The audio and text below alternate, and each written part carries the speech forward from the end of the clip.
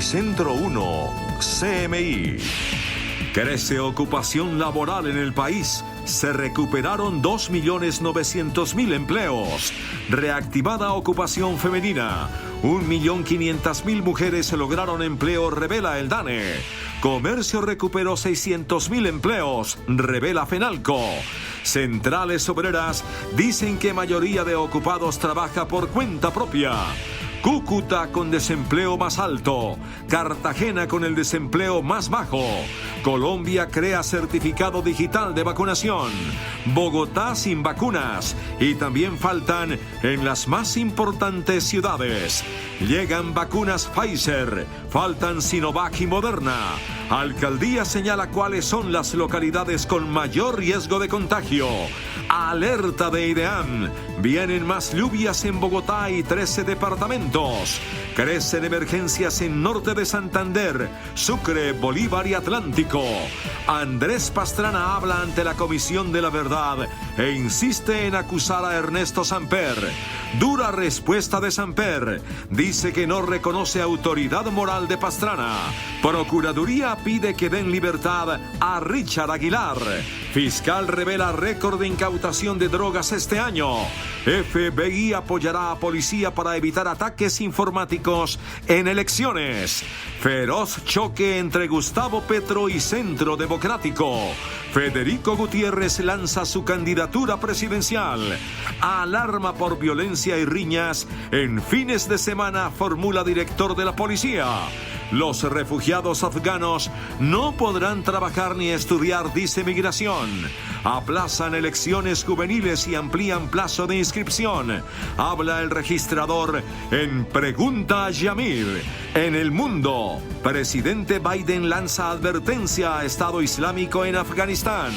Talibanes declaran completa independencia de Afganistán. Con Claudia Palacios y Margarita Ortega. Buenas noches. Aumenta la ocupación laboral en Colombia luego de haberse deteriorado por cuenta de la pandemia y los confinamientos. 2.900.000 empleos fueron recuperados al cierre de julio, según el DANE. También se reactivó la generación de empleo para las mujeres. El DANE reportó hoy la mayor caída del desempleo desde que iniciaron los meses más críticos de la pandemia. En julio de 2021 la tasa fue de 14,3%, muy por debajo del 20,2% que se había registrado en julio del año 2020. Según los registros del DANE, este ha sido el comportamiento del desempleo durante los últimos meses, desde abril, donde estaba por encima del 15%, y en mayo marcaba 15,6%. La desocupación se ha venido reduciendo en junio a 14,4% y en julio 14,3%. En Colombia todavía hay 3.485.000 personas que no tienen trabajo. El DANE destacó que 1,5 millones de mujeres recuperaron su puesto a julio del 2021, mientras que los hombres la recuperación fue de 1,4 millones de empleos. El director del DANE explicó los sectores en los que se han podido ubicar las mujeres. Restaurantes y cafeterías, personal doméstico, actividades de limpieza y actividades de servicios personales que fueron a nivel de subrama, al estar altamente feminizadas, pues las que aportaron de forma significativa al empleo de las mujeres en julio de 2021. Recibimos con optimismo el descenso de la tasa de desempleo en Colombia. Recuperar 2.9 millones de puestos de trabajo es una buena noticia para el país. Las ciudades con mayores tasas de desempleo en el trimestre mayo-julio fueron Cúcuta, Florencia, Cali, Popayán y Riohacha. El DANE reportó que Bogotá tiene un desempleo de 17% entre mayo y julio de este año. El comercio es uno de los grandes reactivadores del empleo. Más de 600.000 puestos de trabajo se generaron en ese sector. El gremio del comercio fue un sector clave para la recuperación del empleo en julio. Según las cifras de Fenalco, se han recuperado alrededor de 600.000 puestos de trabajo en los últimos meses. Es una muy buena noticia que el desempleo haya bajado de los niveles superiores al 20% a los niveles del 14%. También en las pequeñas y medianas empresas se comienza a notar una reactivación del mercado laboral, según lo manifestó la presidenta de ACOPI, Rosemary Quintero, quien informó que los nuevos instrumentos desarrollados conjuntamente con el gobierno, como el subsidio al empleo de los jóvenes, están dando los primeros resultados. Señala que el esfuerzo de los empresarios es doble. Por un lado, conseguir recuperar los empleos perdidos durante la crisis de la pandemia y por el otro, generar nuevas plazas para gente que está ingresando al mercado laboral. A su turno, las centrales obreras advirtieron que la mayoría de las personas ocupadas están trabajando por cuenta propia y que está aumentando la informalidad. Al conocer el informe del DANE sobre la recuperación de 2,9 millones de empleos en el mes de julio, las centrales obreras atribuyeron esta reactivación a la decisión que tomaron millones de personas de trabajar por cuenta propia. Es el rebusque de la gente en perspectiva de poder encontrar luego un empleo de carácter formal. El DANE estima que el 45% de la población ocupada en julio estaba trabajando por cuenta propia. Por eso para las centrales obreras es urgente aprobar los proyectos de ley de reactivación propuestos ante el Congreso. Particularmente el tema de la renta básica para 7,5 millones de hogares. Mientras en julio de 2019 9,1 millones de personas trabajaban por cuenta propia, en julio del 2021 la cifra subió a 9,3 millones de trabajadores. Cúcuta aparece como la ciudad con la tasa de desempleo más alta, superior al 20% según el DANE. Con una tasa del 20.4% de desempleo, Cúcuta volvió a ocupar el primer lugar en el país. Según los registros del DANE, hay 86.000 personas ocupadas de 696.000 en edad de trabajar. Desde febrero del 2020, la capital fronteriza no lideraba este índice. El gobierno nacional, con un enfoque sobre la ciudad, hay que venir acá a Cúcuta a sentarse en un escritorio y no gobernar desde Bogotá. Hay que venir a vivir lo que se hace a nivel de comercio, a nivel de empresa y todo el eje industrial de la región. El Observatorio Económico de Cúcuta, ¿Cómo vamos?, considera que la ciudad se está recuperando, pero muy lentamente y requiere de políticas públicas locales y nacionales. Hay una leve recuperación en la economía de Cúcuta y su área metropolitana, pero esa recuperación es lenta y caracterizada por la informalidad laboral. Hay dos índices que también contribuyen a la situación económica de Cúcuta. La informalidad ocupa el primer lugar con un 72%, mientras que la pobreza llega al 34%. Y de otra parte, Cartagena resultó la ciudad con la tasa más baja de desempleo, 10%. Según las últimas cifras entregadas por el DANE, Cartagena es la ciudad que registra el menor desempleo en el país con el 10,5%. Esto se debe a varios factores, según explicó el Centro de Estudios Económicos y del Trabajo. La economía se ha venido reactivando por decisiones del gobierno distrital y eso implica que obviamente se enganchen más personas a los temas laborales, a la ocupación básicamente. Los sectores que están generando más empleo en la ciudad son el comercio, la reparación de vehículos, transporte, almacenamiento y la industria manufacturera. Hay un sector que está muy ligado a la política del turismo de la ciudad, que es el sector de actividades de entretenimiento, de recreación, que en la actualidad tiene o vinculó a más de 37.000 puestos de trabajo. Además, Cartagena pasó de tener 428.000 personas buscando un empleo entre mayo y junio de 2020 a 668.000 para el mismo periodo de este año, lo que significa que más cartageneros quieren reactivarse. Colombia puso hoy en vigencia el certificado digital de vacunación por COVID-19. El documento será gratuito y acreditará si una persona en el país ha recibido las 2 dosis de biológicos contra el virus. El certificado digital de vacunación es un documento que acreditará si una persona en Colombia ha recibido las 2 dosis de biológicos contra el COVID-19. Este documento se puede descargar en los sitios web mivacuna.cispro.gov.co, el Servicio Nacional de Carpeta Ciudadana y la aplicación móvil Corona App. Se descarga el certificado, aparecerá el código QR.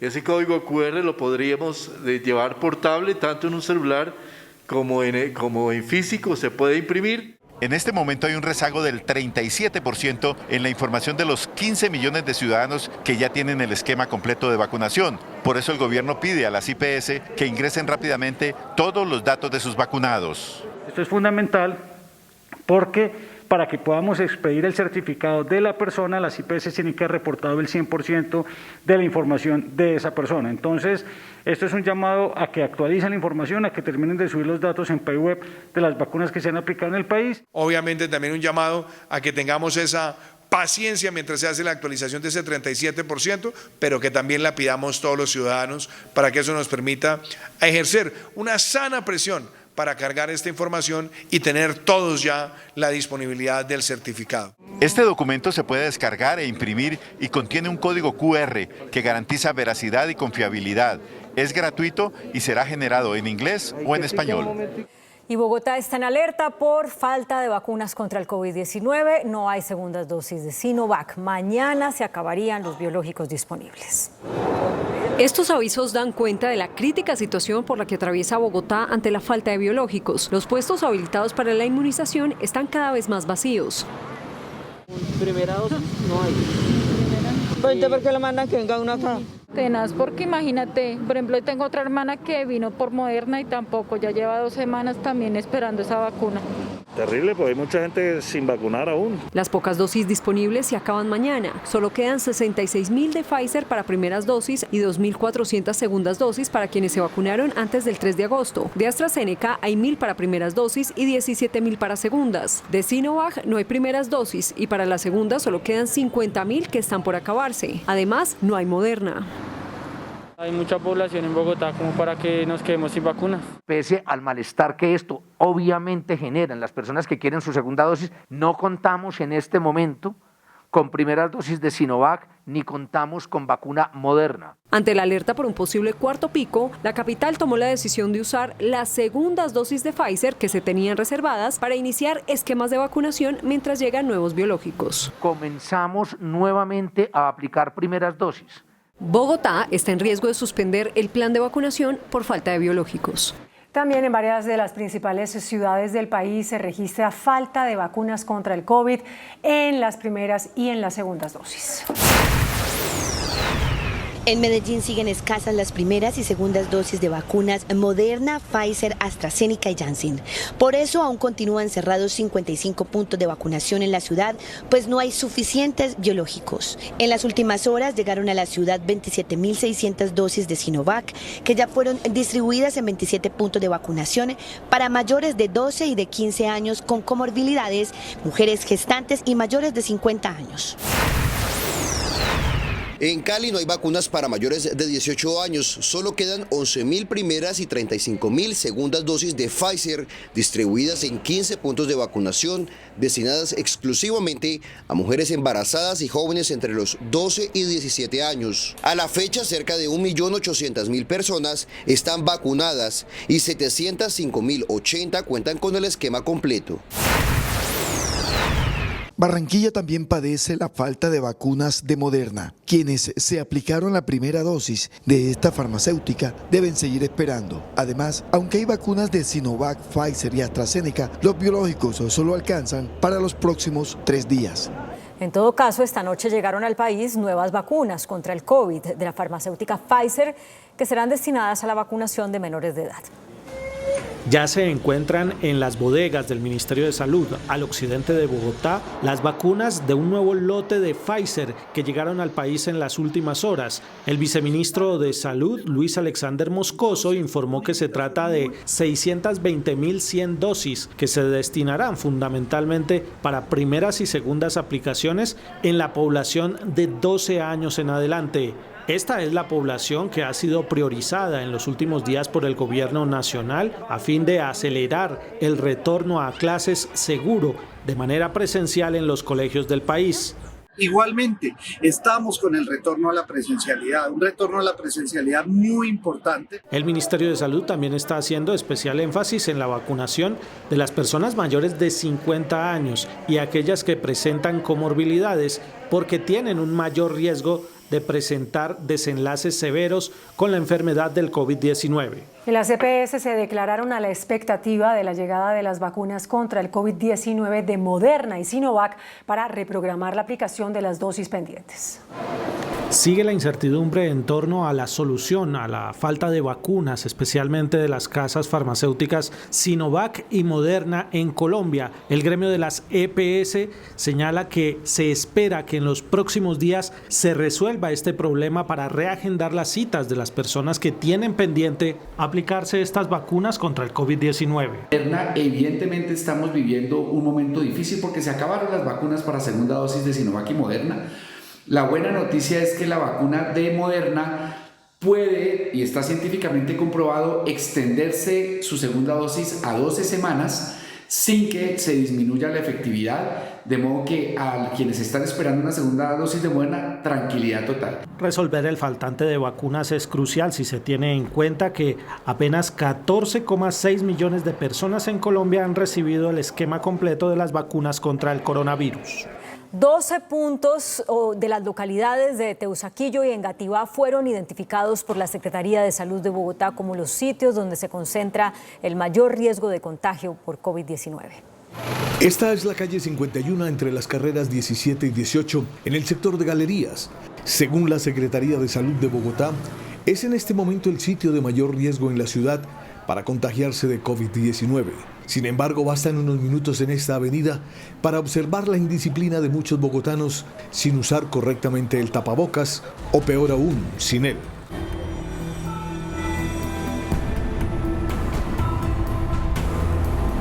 Mi hermano, buenos días. ¿Le puedo hacer una preguntita? No. Toca tener cuidado, pero sí, se ha mermado, la vacuna sirvió mucho.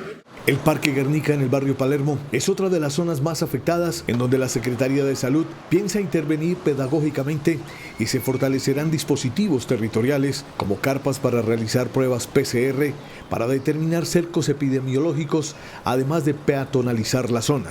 Podemos demostrar que hay zonas calientes en estas dos localidades, en Teusaquillo y en Engativá.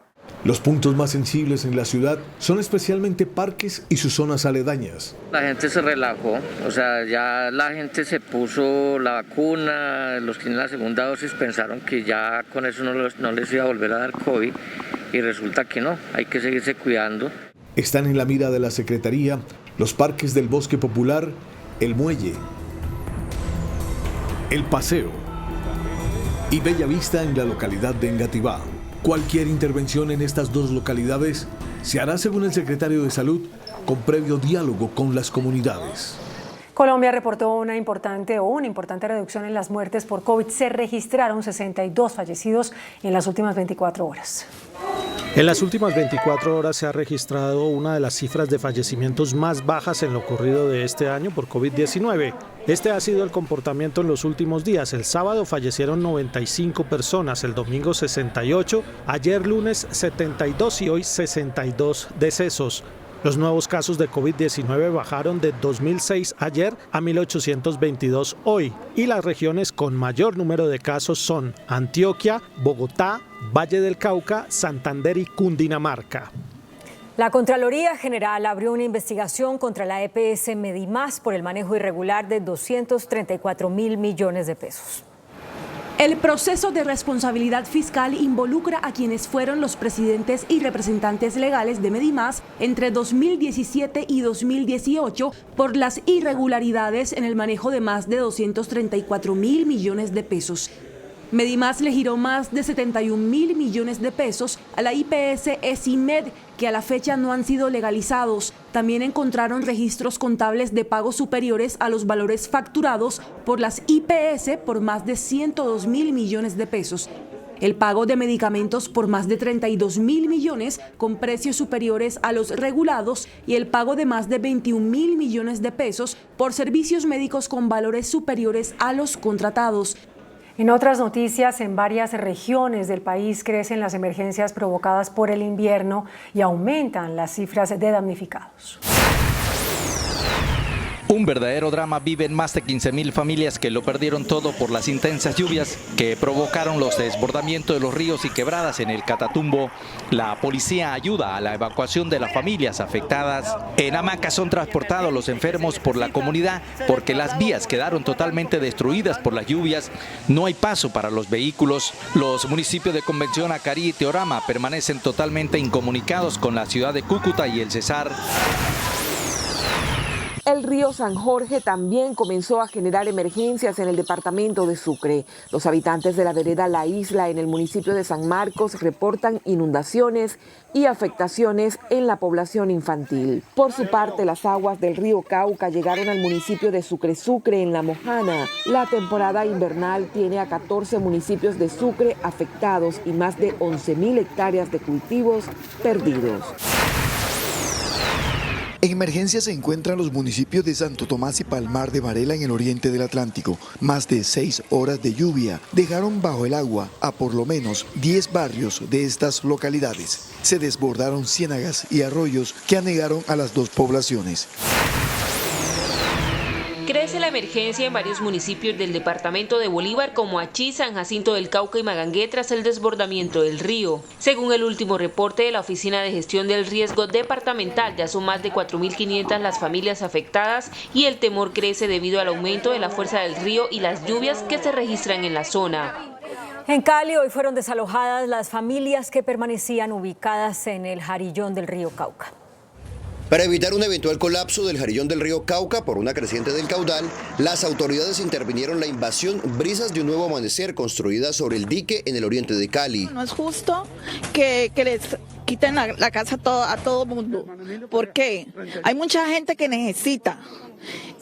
Yo tenía un ranchito de mi hijo porque él no tiene y tiene 2 niños. Son cerca de 200 familias que deben abandonar de manera inmediata la zona de 21.6 kilómetros y según la alcaldía no serán reubicadas. Jarillón es un dique que nos protege la vida a todos los caleños. 900.000 caleños pueden verse afectados directamente en caso de una fisura, en caso de una ruptura, en caso de un colapso del dique. De acuerdo con la administración distrital, la reubicación de 8.777 familias solo se hizo hasta el año 2013. El expresidente Andrés Pastrana reafirmó ante la Comisión de la Verdad sus acusaciones contra su antecesor Ernesto Samper y defendió el proceso de paz con las FARC que no se concretó y que llevó a cabo durante su administración. Andrés Pastrana es el quinto expresidente en hablar ante la Comisión de la Verdad. Enfatizó en el impacto del narcotráfico en el conflicto y revivió el proceso 8000 al exponer una carta en la que los hermanos Rodríguez Orejuela, ex jefes del cartel de Cali, aseguran que Ernesto Samper sí sabía de la financiación del narcotráfico a su campaña. Con el tiempo se ha descubierto que hasta el Chapo Guzmán ha confesado que envió dineros a esa campaña. Aquí, padre, que creo que puede complementar la intervención del expresidente Samper, dejo una carta firmada por los hermanos Miguel Rodríguez y Gilberto Rodríguez Orejuela, en la que afirman, como usted lo verá, que Samper sí sabía de los ingresos de los dineros del narcotráfico en su campaña. Ernesto Samper respondió a las palabras de Pastrana sin negar los hechos. No le reconozco ninguna autoridad moral a Andrés Pastrana mientras no le explique a la opinión pública cuáles fueron sus relaciones con el pedófilo Epstein y por qué y para qué invitó a Cartagena a su proxeneta Ghislaine Maxwell. De otra parte, Andrés Pastrana defendió el proceso de paz con las FARC. Aseguró que pese a que no se firmó, sirvió como base para la negociación de La Habana. Pero puedo decir con certeza que lo que se ha avanzado es gracias a lo que entonces sembramos. Sin el Plan Colombia no hubiera existido la seguridad democrática. Sin aquellos procesos de paz, los acuerdos de La Habana no hubieran encontrado las bases de su construcción. Según Pastrana, la idea de despejar 42.000 kilómetros para hacer la negociación con las FARC no fue suya. Curiosamente, el que me termina proponiendo a mí la zona de exclusión es Naciones Unidas, Juan Manuel Santos, Álvaro Leiva y otras personalidades que son las que me dicen ese es el mecanismo para poder avanzar en los diálogos. Aseguró que es claro que las FARC fueron quienes quisieron romper el proceso de negociación del Caguán. La Procuraduría y la defensa del ex senador Richard Aguilar pidieron hoy su libertad inmediata, alegando que su renuncia cambia las reglas de juego de la investigación en su contra. El próximo viernes se sabrá si el ex senador Richard Aguilar queda en libertad mientras se le investiga por el presunto direccionamiento de millonarios contratos de la gobernación de Santander y por supuestamente haberse quedado con 2.400 millones en coimas. Se deje en libertad inmediata al señor Richard Aguilar Villa. La Procuraduría apoyó la petición de libertad, argumentando que como su proceso pasará con las reglas del nuevo sistema penal acusatorio, debe invalidarse todo lo actuado por la Corte Suprema. No puede estar privado de la libertad, ya que la ley 600 no es aplicable para él en este momento. Debe concederse la libertad por parte suya. La Fiscalía opina lo contrario. Desde ningún punto de vista podría dejarse sin validez lo actuado, todo lo actuado por la Sala Especial de Instrucción. La última palabra la tendrá el Tribunal Superior de Bogotá en la audiencia que tendrá lugar el próximo viernes.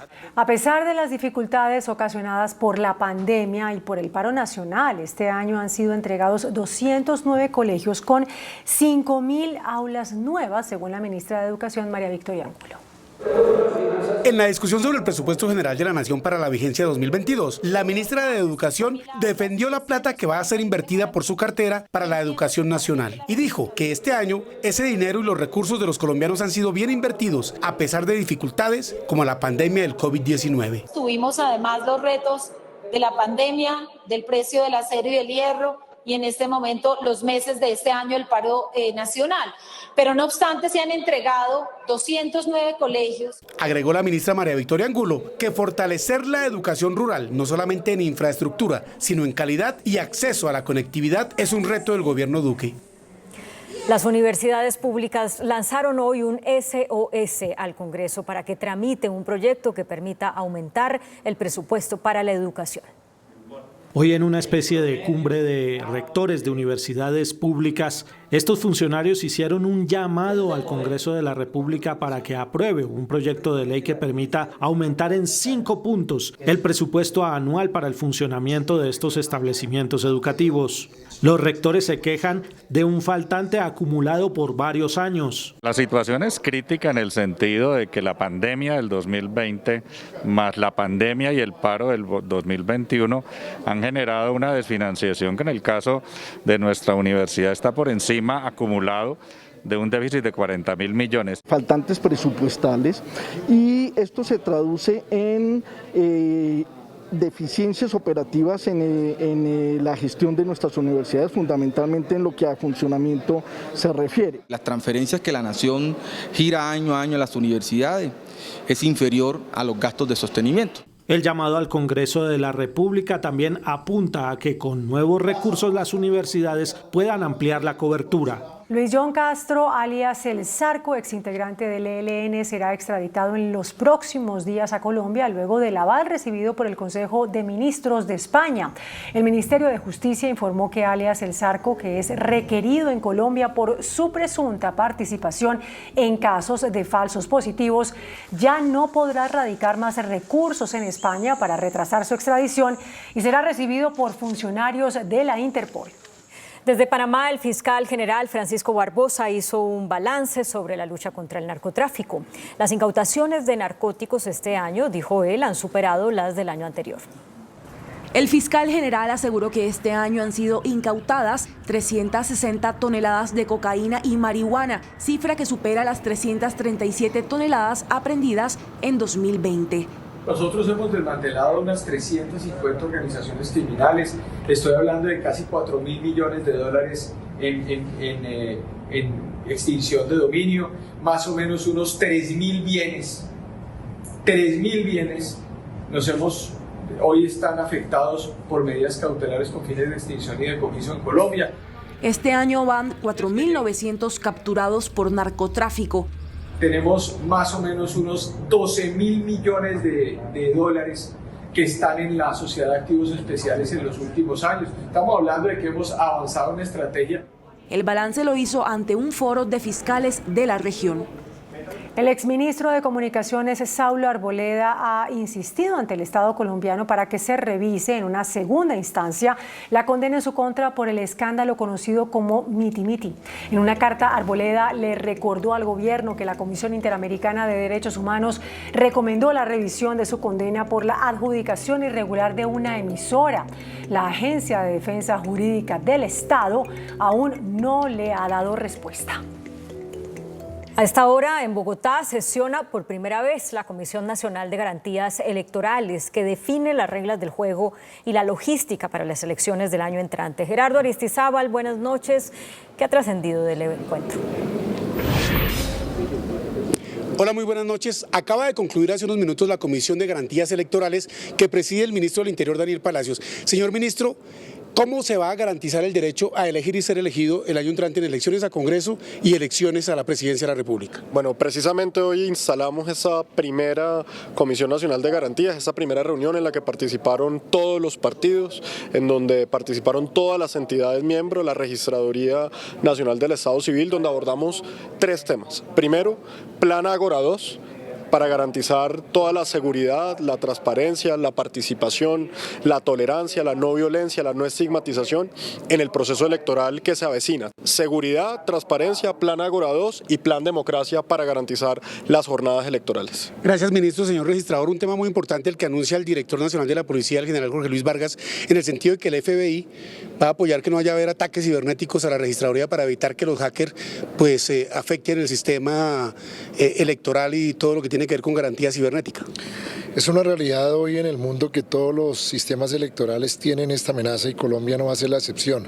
Es claro que los informes de inteligencia, pero sobre todo lo que estamos viendo en el mundo, los ataques cibernéticos van a existir y celebramos ese apoyo interinstitucional entre la policía, el FBI y la registraduría para poder evitar de alguna forma que nuestras cuentas sean hackeadas y todo el proceso electoral esté bien cubierto.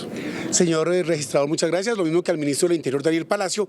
En la Comisión de Garantías Electorales participan además la fuerza pública representada en el Ejército, la Policía y también voceros de todos los partidos políticos. Desde Ágora, Centro de Convenciones, Gerardo Aristizábal, Noticentro 1, CMI. Gerardo, gracias.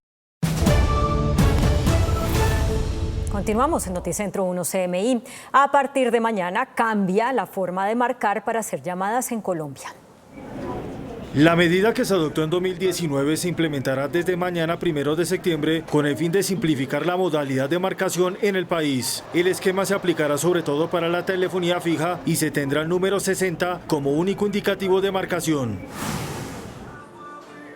Actualmente la marcación de celular a teléfono fijo es con el indicador 03 más el número de la región, que para el caso de Bogotá es 1, y el número que requiera el usuario. A partir del 1 de septiembre se reemplaza el indicador 03 por 60 más el número de la región más el número que necesita el usuario.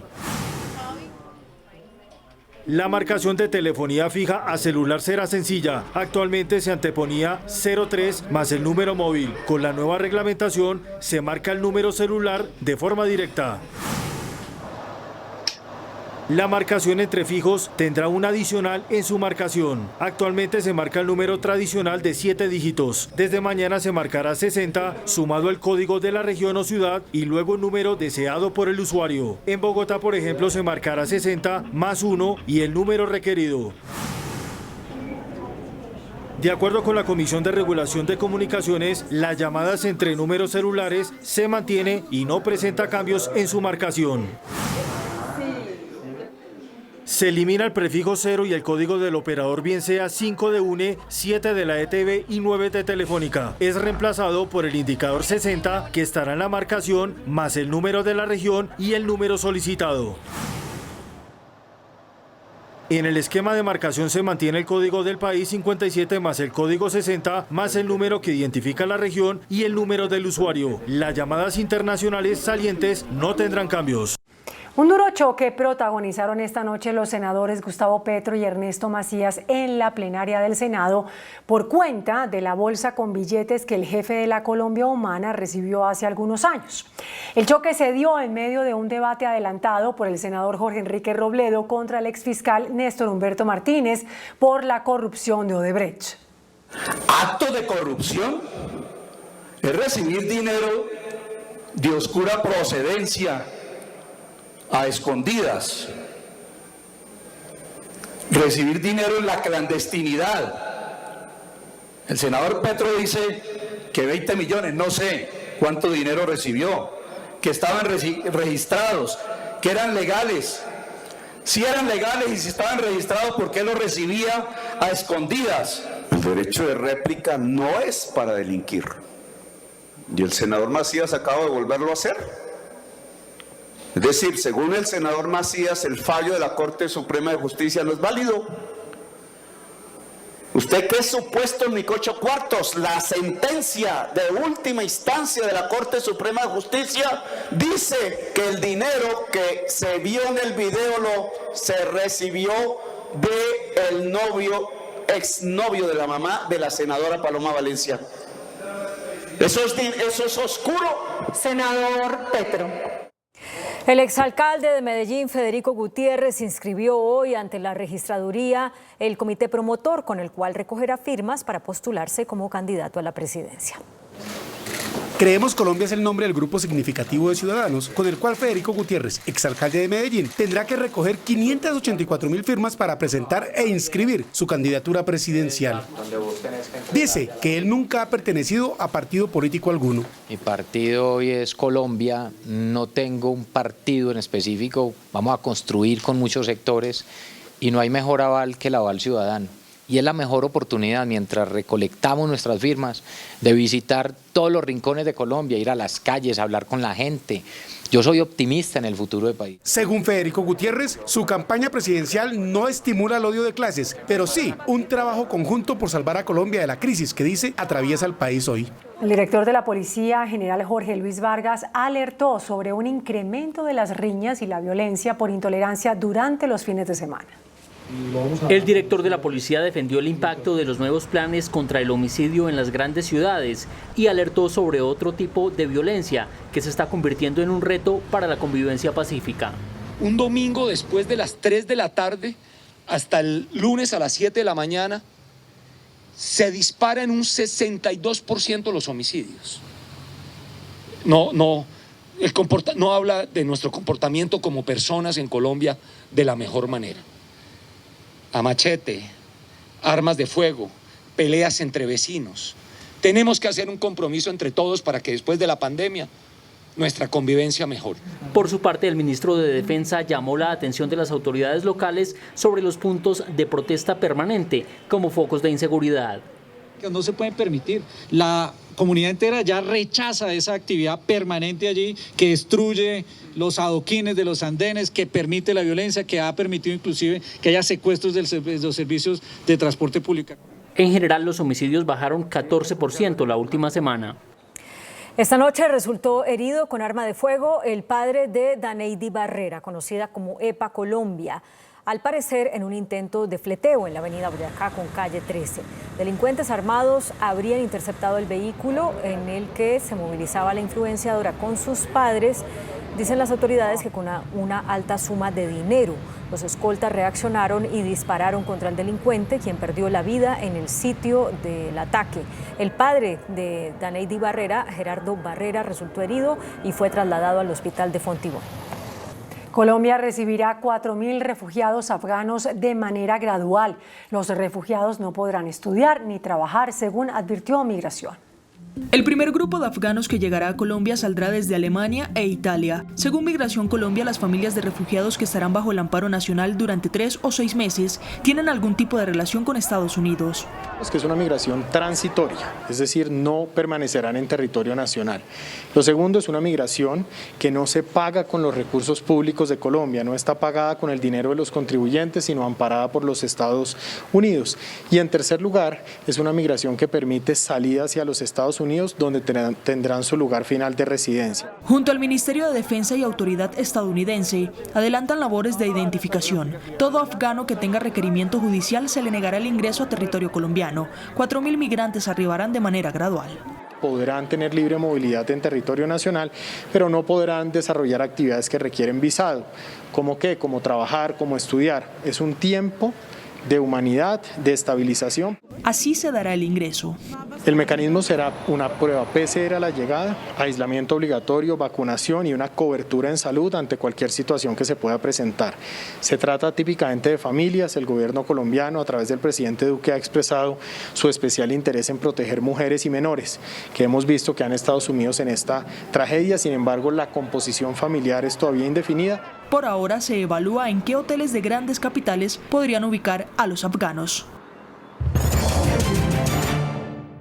El ministro de Agricultura, Rodolfo Sea, anunció nuevos recursos para apoyar el almacenamiento de la producción de arroz.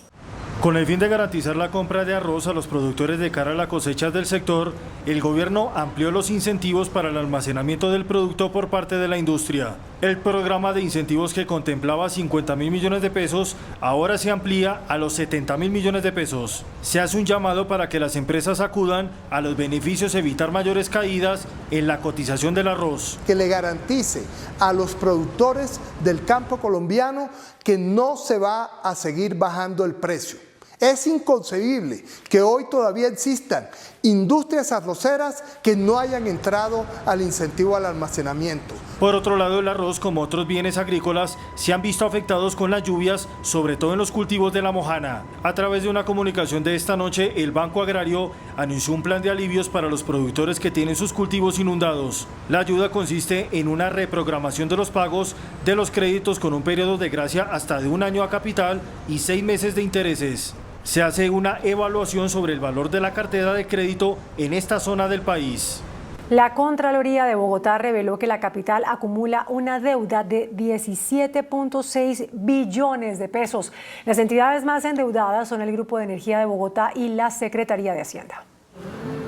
Bogotá está endeudada, debe 17.6 billones de pesos, mucho más de lo que vale la primera línea del metro. Esta es la deuda que tiene hoy el distrito. Son acumulados a 30 de junio de 2021. El ranking de las entidades con más deudas lo lidera el Grupo de Energía de Bogotá con 8.1 billones de pesos. Le sigue la Secretaría Distrital de Hacienda con 4.4 billones de pesos. La empresa transportadora de gas internacional con 4.6 billones de pesos. La empresa de telecomunicaciones de Bogotá con 354 mil millones de pesos. Y la empresa de acueducto con 54 mil millones. El endeudamiento se llega a un nivel del 2.5% y lo que está establecido como tope en la ley es el 40%.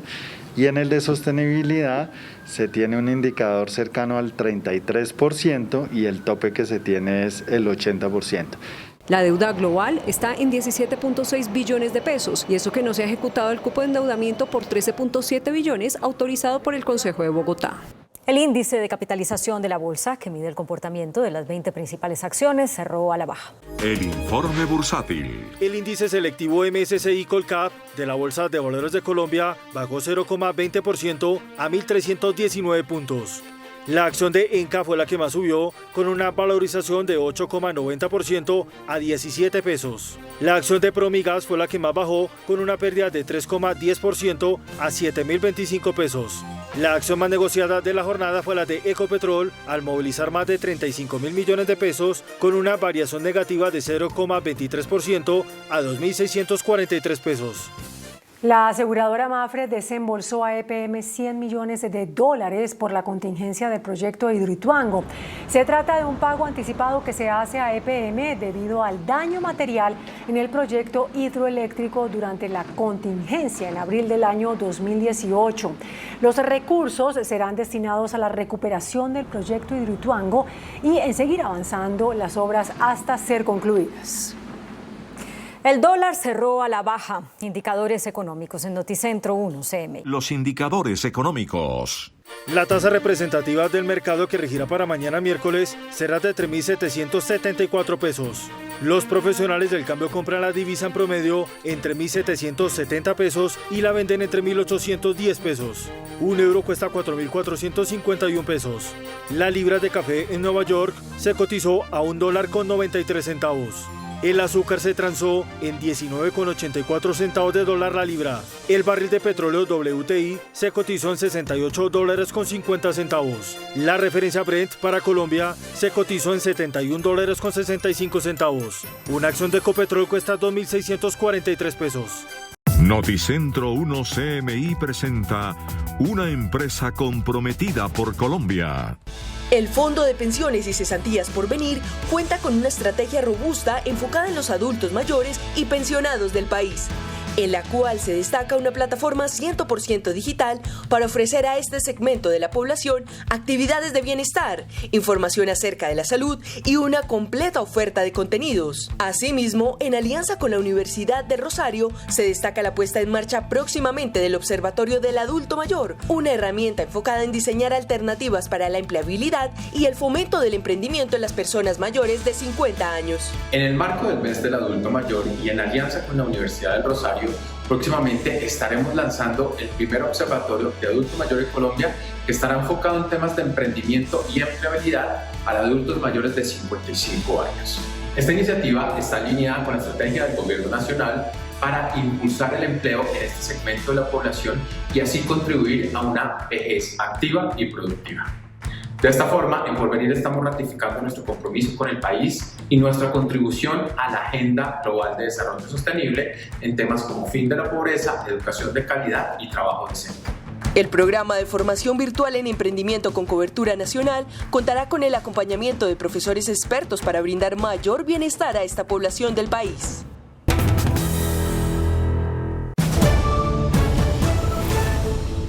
La alcaldesa Claudia López inauguró este martes la ciclorruta de la calle 13. Son 38 cuadras con calzada exclusiva para ciclistas y peatones. Este martes se inauguró el bicicarril de la calle 13. El corredor de 3.8 kilómetros se construyó sobre el costado sur de la vía sin reducir la calzada vehicular. Desde acá, desde Fotón, desde la carrera 98 hasta la 135, hemos visto el crecimiento tan importante del volumen de ciclistas. Pasamos de 1.800 ciclistas a casi 8.000 ciclistas que están acá al día. Aunque la mayoría de los bisusuarios destacó el bicicarril, que cuenta con espacio para peatones. Ese bicicarril quedó perfecto, se necesitaba. Pues más seguridad. Pues anda uno más tranquilo, más seguro. Para algunos se quedó corto, pues en la carrera 98 se termina la calzada exclusiva y deben volver a transitar al lado de los vehículos de carga. Pero digo, voy a conocer hoy que hay una inauguración. Digo, no, me imaginé esta por allá hasta el centro. En medio de la inauguración se escucharon algunos gritos contra la alcaldesa por la muerte de ciclistas. Mataron a mi amigo Alejo y eso no me lo va a quitar usted aquí. Este año la cifra se ha disparado. 45 biciusuarios han perdido la vida. La familia de un soldado desaparecido en extrañas circunstancias en un batallón del sur de Bogotá pidió explicaciones al ejército. El soldado Javier Sánchez Beltrán está desaparecido hace 15 días. El ejército notificó a la familia sobre una supuesta evasión del servicio militar. Sin embargo, la versión generó muchas dudas a la mamá. Fuimos a que nos dejen ver cámaras, a que queremos saber la verdad. Y resulta que dice, no, que él se evadió por la parte del río, supuestamente, pero si él se evadió por la parte del río, ¿por qué no ha venido a mi casa? ¿Por qué no ha sacado ropa? La familia también pide a las autoridades mayores esfuerzos en la búsqueda. La última vez fue en ese batallón. En ningún otro lado, mi hijo no se me perdió acá, nunca se me perdió cuando pequeño, mucho menos se me va a perder ahorita de grande y estando en un batallón. El soldado acababa de cumplir 12 de los 18 meses de servicio militar obligatorio. Las autoridades capturaron a un hombre identificado como alias Frank, quien es el principal sospechoso de asesinar a otro hombre en hechos ocurridos el 21 de agosto en Engativá, localidad de Bogotá, en medio de un hurto. Con medida de aseguramiento en centro carcelario fue cobijado alias Frank, el presunto responsable de atacar a un hombre por la espalda para robarle en la localidad de Engativá. Efectivamente se recopilaron todas las cámaras del sector, llegó información de los mismos vecinos de acá de la Estrada, porque esta persona también vivía acá en el sector, y se logró individualizar e identificar a este ciudadano extranjero. Al no registrar antecedentes en Colombia, las autoridades solicitaron información al vecino país. Inicialmente lo tenemos referenciado como una persona que viene cometiendo hurtos en diferentes lugares de la localidad de Engativá, y en este caso en el barrio La Estrada afectan inicialmente la integridad del señor Johnson para hurtarle los elementos, pero el golpe es tan fuerte que posteriormente él fallece. Los delitos por los que fue judicializado son homicidio agravado y hurto calificado agravado. Bienvenidos a nuestra segunda hora de noticias. Durante su primer discurso, tras la retirada de las tropas de Estados Unidos de Kabul, el presidente Joe Biden defendió esa decisión. Dijo que para su país fue lo mejor acabar con la guerra y lanzó una advertencia al Estado Islámico. Ante las difíciles preguntas sobre la salida de Afganistán, incluidos los estadounidenses que quedaron atrás, el presidente Joe Biden se dirigió a la nación sobre el camino a seguir después de 20 años de guerra estadounidense. Arrancó su discurso resaltando que Estados Unidos puso fin a la guerra más larga en la que se ha embarcado su país. Aseguró que su administración se niega a prolongarla y defendió la retirada de la nación asiática. That was the choice, the real choice, between leaving or escalating. I was not going to extend this forever war, and I was not extending a forever exit. Take responsibility for the decision. Now some say we should have started mass evacuation sooner. I respectfully disagree.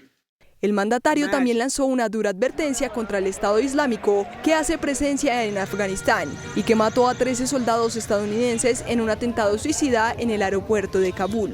ISIS-K, we are not done with you yet. As Commander-in-Chief, I firmly believe the best path to guard our safety and our security lies in a tough, unforgiving, targeted, precise strategy that goes after terror where it is today. Biden elogió a los militares por llevar a cabo la evacuación y agradeció a todos los países que han acogido y que acogerán a los cientos de afganos que huyeron del país. Y el Senado de Estados Unidos aprobó un proyecto de ley para ayudar a los evacuados en Afganistán. Ahora se espera la firma del presidente Joe Biden para aplicar la nueva norma. Tras ser aprobada por la Cámara de Representantes, el Senado ha dado luz verde a una importante iniciativa horas después de que Estados Unidos finalizara la misión de evacuación en Kabul. En una sesión presidida por la vicepresidenta Kamala Harris, se aprobó un proyecto de ley que contempla proporcionar ayuda temporal a los estadounidenses que regresen de Afganistán. El proyecto contempla unos $10 millones que se repartirán en los próximos 2 años para los ciudadanos del país que han vuelto tras la retirada militar en el país asiático. Según las cifras proporcionadas por la Casa Blanca, han sido evacuados de Afganistán unos 6.000 ciudadanos estadounidenses para un total de 123.000 civiles.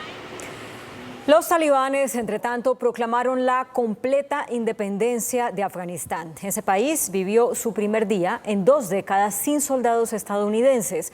Los fundamentalistas, cuyas fuerzas ya controlan el aeropuerto de Kabul, prometieron el regreso de los vuelos y la formación de un nuevo gobierno. El aeropuerto internacional de Kabul, considerado durante mucho tiempo como uno de los lugares más seguros de Afganistán, es ahora controlado por los talibanes, que aún celebran la evacuación de los últimos soldados estadounidenses del país tras más de 20 años de intervención y después de 18 días de caóticas evacuaciones. Los fundamentalistas se mostraron triunfantes en la pista de la terminal aérea que hasta ayer fue el lugar desde el cual Estados Unidos y sus aliados lograron sacar a más de 123.000 personas de territorio afgano. Ahora, en esta zona caminan los agentes de las fuerzas especiales talibanas llamadas Badri 313, quienes posaban para las fotos alzando armas estadounidenses y enarbolando la bandera blanca del movimiento islamista. Los talibanes encontraron unas 73 aeronaves al interior del complejo, entre aviones y helicópteros que Washington había dado al ejército afgano, pero que fueron inhabilitados antes de su partida.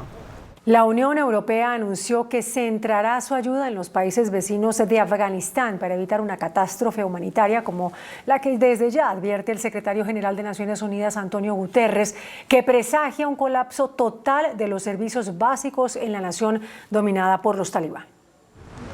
Ante la completa retirada de Estados Unidos de Afganistán, los países de la Unión Europea se reunieron para tomar medidas preventivas que eviten una eventual crisis humanitaria y migratoria, las cuales estarán centradas en reforzar el apoyo a los países vecinos de Afganistán para garantizar que quienes lo necesiten reciban una protección adecuada, principalmente en la región.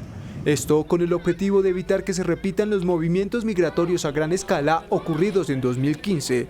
Y cuando el secretario general de la ONU, Antonio Guterres, ya advirtió sobre la posibilidad de una catástrofe humanitaria y de hecho expresó su grave preocupación por la profundización de la crisis económica en el país y la amenaza del colapso total de los servicios básicos. Mientras el jefe de la OTAN, Jens Stoltenberg, consideró esencial mantener abierto el aeropuerto de Kabul y prometió no olvidar a quienes quieren huir del régimen talibán pero no pudieron ser evacuados. La tormenta Aida continúa provocando estragos. Luisiana y Mississippi han sido los estados más afectados por las fuertes lluvias. Hasta el momento van 4 personas muertas. Ahora el fenómeno meteorológico avanza por el noreste del país.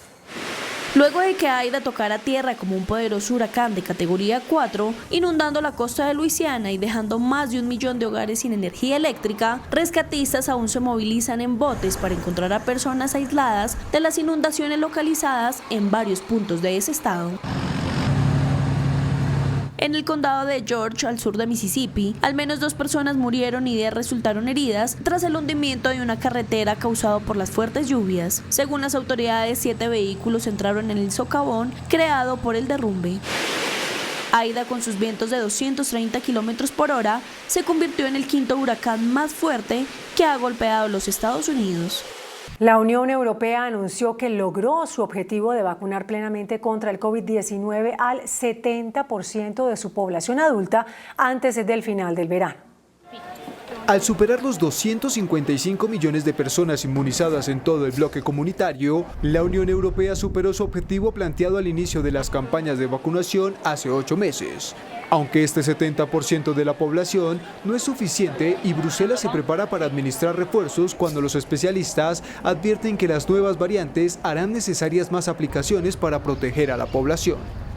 But the pandemic is not over and we must remain vigilant. So first of all, we need many more Europeans to vaccinate rapidly, to avoid a new wave of infections and to stop the emergence of new variants. Pese a lograr su cifra objetivo, las tasas varían mucho entre los 27, con Irlanda a la cabeza con un 85,5% de personas vacunadas, mientras naciones como Bulgaria apenas superan el 20% de su población. Noticentro 1 CMI presenta una empresa comprometida por Colombia.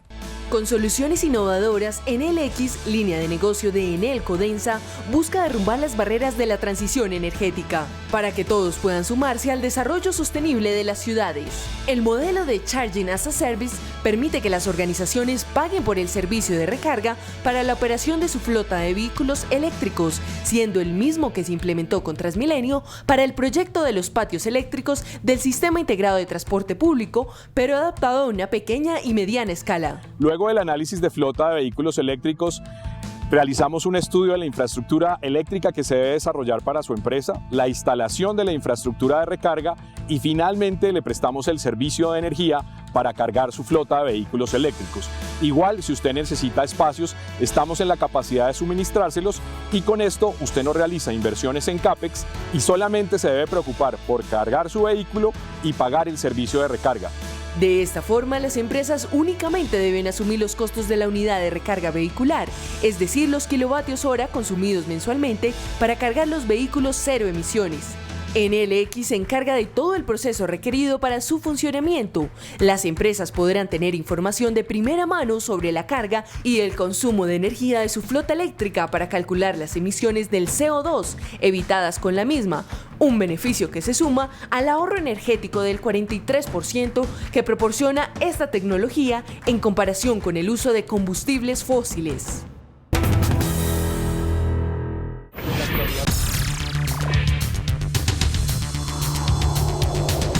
Muy buenas noches.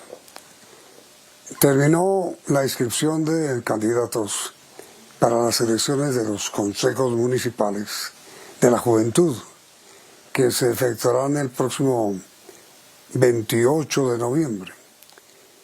Fueron 7.241 las listas inscritas para un total de 39.903 listas de los jóvenes.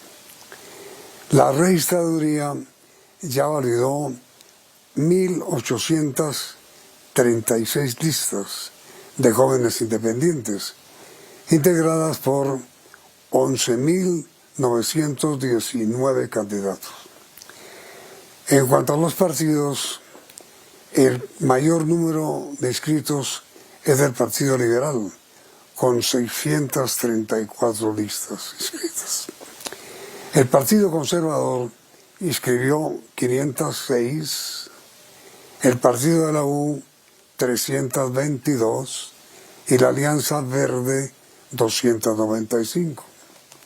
El Centro Democrático inscribió 274 listas de jóvenes y Cambio Radical 240. Colombia Humana con la Unión Patriótica inscribió 111 listas. Nuestro invitado de esta noche es el doctor Alexander Vega, quien es el registrador nacional del Estado Civil. Muchos representantes de las juventudes, doctor Alexander, buenas noches, han pedido a la registraduría que amplíe el plazo para la inscripción que se venció. ¿Será posible que eso ocurra, registrador? Muy buenas noches, Yamid. Muy complacido estar acá en el programa. Efectivamente, la tarde de hoy hemos tomado la decisión junto al Consejo Nacional Electoral de prorrogar el periodo para la inscripción de las listas de consejos de juventud en todos los municipios del país. Pero eso también significa que toca correr la fecha de la elección del 28 de noviembre al 5 de diciembre. En ese orden de días, a partir de mañana hasta el próximo domingo, 5 de septiembre, se extiende el periodo de inscripción de listas para partidos políticos, para listas independientes y para organizaciones sociales. Entonces, la respuesta de las peticiones de los partidos políticos, de las organizaciones sociales, fue acogida de manera afirmativa y mayoritaria por el Consejo Electoral, y en ese orden se amplía el periodo de inscripción de listas hasta el próximo domingo 5 de septiembre e igualmente se corre la fecha del 28 de noviembre al 5 de diciembre. Ah, qué bueno. Ahora, doctor Alexander, para las personas que no conocen bien de qué se trata, explíquenos, por favor, cuál es el procedimiento, para qué son los consejos, qué es lo que vamos a elegir o lo que van a elegir los jóvenes. Yamid, por primera vez en Colombia y directamente en el mundo, se está aprobando este nuevo sistema de democracia juvenil. Los consejos municipales y locales de juventud es una figura que va a funcionar en todos los municipios de Colombia. Van a votar jóvenes entre 14 y 28 años, solo para este proceso. Habían dicho que los jóvenes votaban para las otras elecciones, no, solo son para consejos municipales y locales de juventud. Y eligen candidatos entre 14 y 28 años por 3 sectores. Un sector de partidos políticos, un sector de listas independientes por firmas y un sector de organizaciones sociales. ¿Qué es lo que van a hacer estos jóvenes en todos los municipios del país? Se van a constituir en unos consejos de política juvenil en los cuales ellos le van a recomendar, hacer sugerencias a los alcaldes con el objetivo de implementar las políticas de juventud en empleo, cultura, pero sobre todo decirle a los jóvenes cómo se va a invertir el presupuesto de la juventud en esos municipios. Es un tema de representación política de jóvenes que lleva 8 años sin hacerse en Colombia. Lo que buscó la registraduría fue reactivar el calendario electoral y se va a elegir por voto popular directo en todos los municipios de Colombia. Es una figura como los consejos municipales que funcionan actualmente, pero liderado por jóvenes y dedicados única y exclusivamente a los temas de política juvenil. ¿Y quiénes pueden votar, señor registrador? Solo pueden votar los jóvenes, adolescentes entre 14 y 17 años y los adultos entre 18 y 28. Es decir, entre 14 y 28 años podrán votar, podrán consultar en la página de la registraduría dónde es su puesto de votación. Los jóvenes entre 18 y 28 votarán con la cédula y los adolescentes entre 14 y 17 votarán con la tarjeta de identidad. Se le está garantizando el voto a 11 millones de jóvenes entre 14 y 28 años en todos los municipios del país. ¿Y quiénes serán los jurados, señor registrador? Los jurados en este momento serán sorteados por las listas de los partidos políticos en todos los municipios de Colombia. Tengamos en cuenta, Yamid, que no es la misma cantidad de mesas. Normalmente se utilizan 100.000 mesas para un periodo presidencial, para una elección presidencial. Esto porque es un censo más pequeño, solo se van a hacer uso de 15.000 mesas distribuidas en todos los municipios del país, pero los jurados serán asignados por la lista de los partidos. ¿Y un joven cómo hace para saber si fue escogido como jurado? Nosotros tenemos una base de datos muy importante, pero los partidos nos darán información tanto de los teléfonos como los correos electrónicos. Va a ser el mismo procedimiento de selección notificación y capacitación a los jurados de votación. Entonces se comunicará a través de correo electrónico o a través de mensaje de texto a su número celular. Los partidos nos pasarán las bases de datos para asignar a los jurados y de igual manera los jóvenes podrán consultar su lugar de votación en la página de la registraduría, www.registraduría.gov.co, y a través de las aplicaciones de la registraduría. Infovotantes. Ahora, doctor Vega, es absolutamente histórica la manera como los jóvenes han respondido a este llamado para que aprendan a hacer política y aprendan a gobernar desde jóvenes, desde temprana edad. Así es, Yamid, es un hecho histórico. Estos muchachos no tienen remuneración, la ley no les habla de remuneración, no tienen reposición de votos. Y en la actualidad tenemos 7.241 listas. ¿Qué quiere decir eso?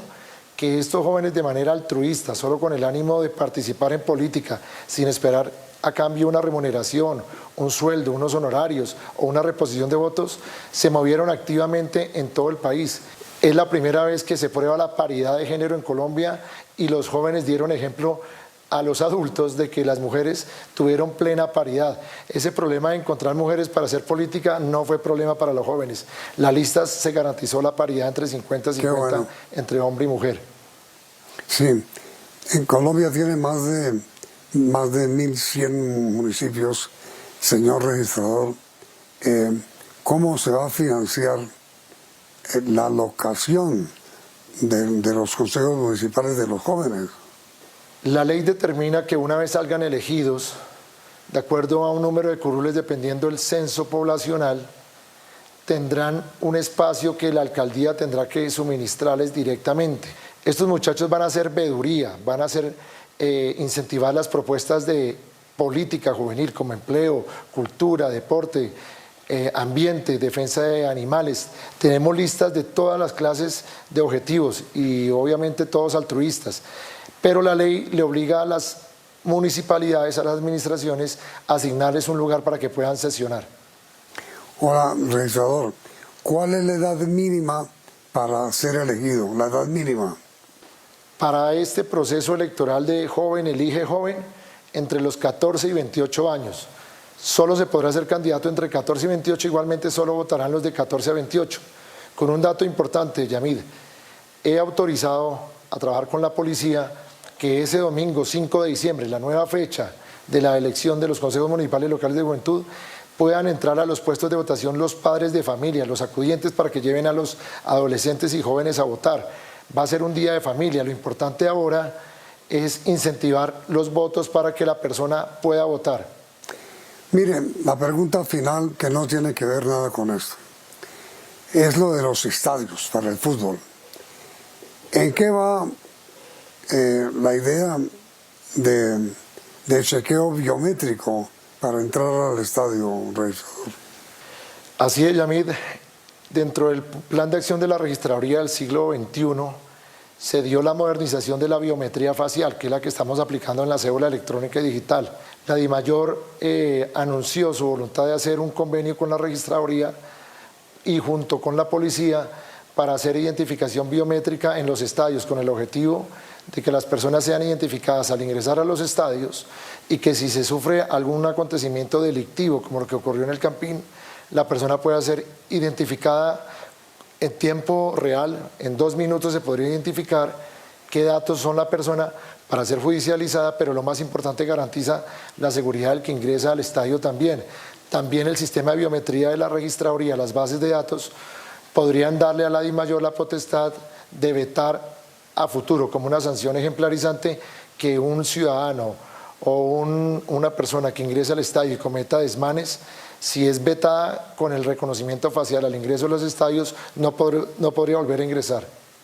Qué buena noticia. Pues doctor Alexander Vega, registrador nacional del Estado Civil, muchas gracias por haber aceptado esta invitación y felicitaciones por las 2 decisiones tomadas. Muy amable, registrador.